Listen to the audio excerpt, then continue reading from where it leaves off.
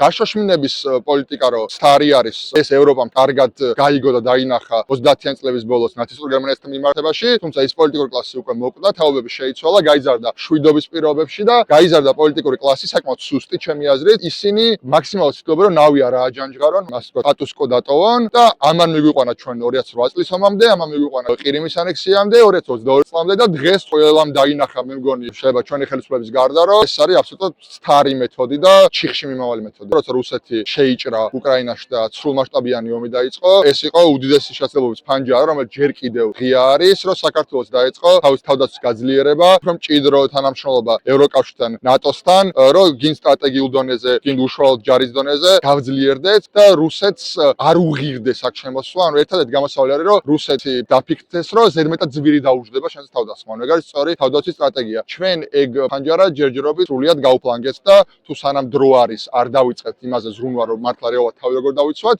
მაშინ ვიქნებთ აბსოლუტურად დაუცველები და ნებისმიერ წამს რუსეთს ექნება საშუალება, რომ როცა უკრაინაში ომი დასრულდება, ჯერი საქართველოს დადგეს.